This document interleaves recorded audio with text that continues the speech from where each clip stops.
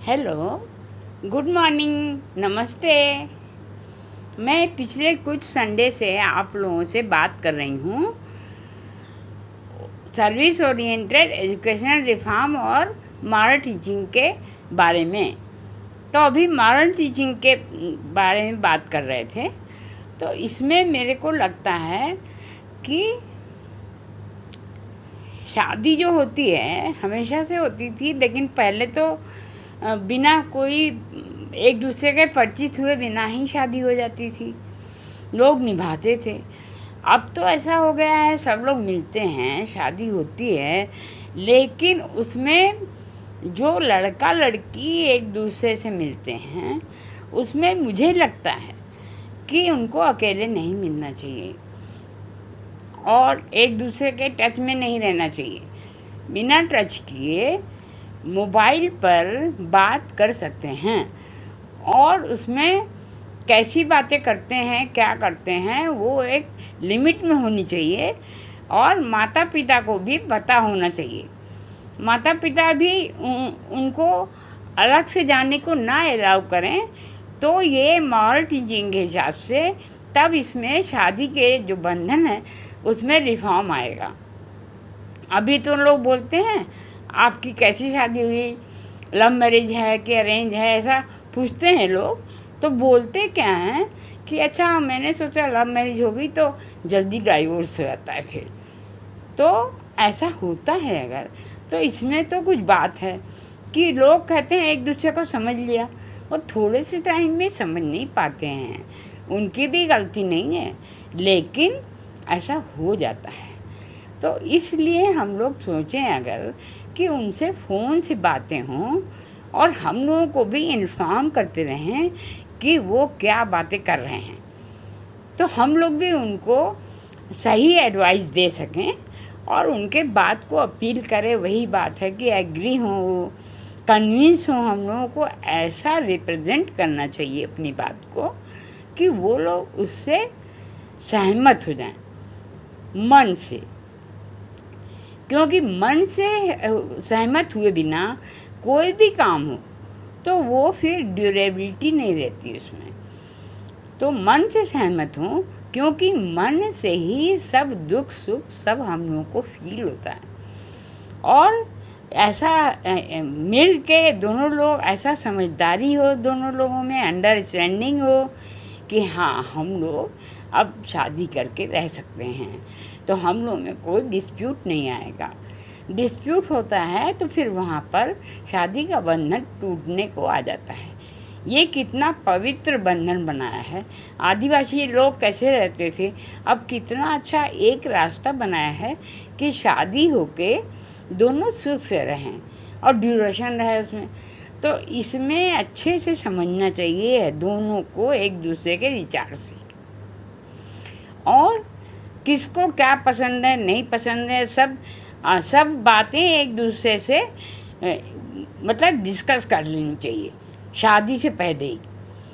लेकिन जो ऐसी वर्गल बातें हैं वो नहीं करनी चाहिए, क्योंकि पहले तो शादी होती थी तो कोई ऐसी बात नहीं करता था, तब कोई ये सब दंगा फसाद कम होते थे। अब सीधी सी बात समझ में आती है कि दोनों लोगों में मिसअंडरस्टैंडिंग हो जाती है, तभी शादी टूटती है। तो चाहे वो पहले की हो चाहे अभी की हो, लेकिन अब ज़्यादा होने लगा तो इसका मतलब ये होता है, डाटा कलेक्ट करें तो, कि लोग थोड़े से दिन में और बिना अच्छे से समझे जाने शादी कर लेते हैं। तो ये तो एक बात हुई कि हम लोग को क्या करना चाहिए। अच्छा, अब इसके ऊपर तो बहुत दिनों तक बातें चलेंगी, इसको मैं अब यहीं पे स्टॉप कर देती हूँ।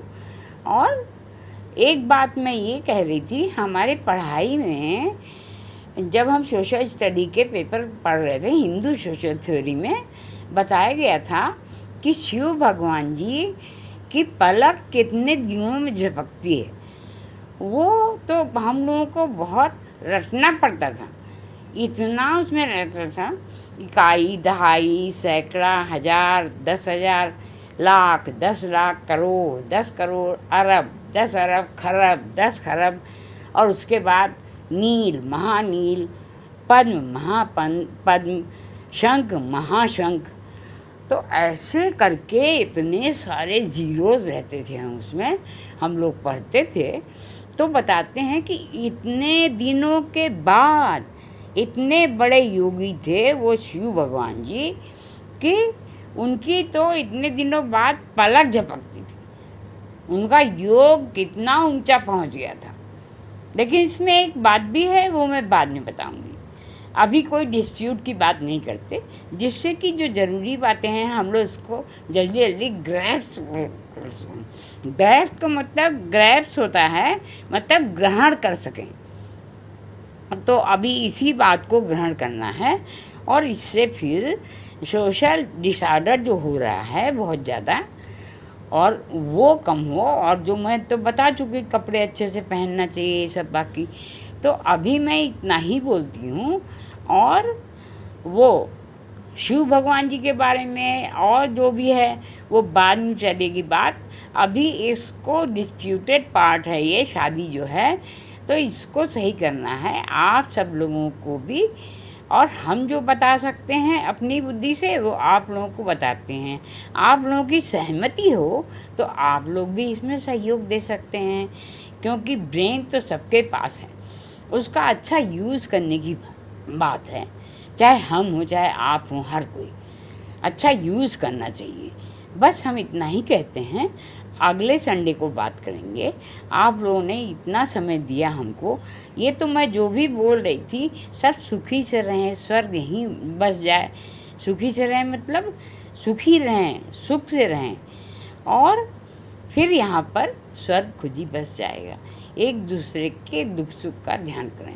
अभी लोग उत्तेजित बहुत जल्दी हो जाते हैं हर बात में, और इधर उधर मार पिटाई होती है। तो ये ख़त्म करने के लिए हम सब लोगों को विचार करना पड़ेगा, और उन लोगों को भी समझना पड़ेगा जो बेचारे इसमें इन्वॉल्व होते हैं, कहीं मारपीट कर रहे हैं, कहीं कुछ कर रहे हैं, तो उनको भी तो बहुत तकलीफ़ होती है।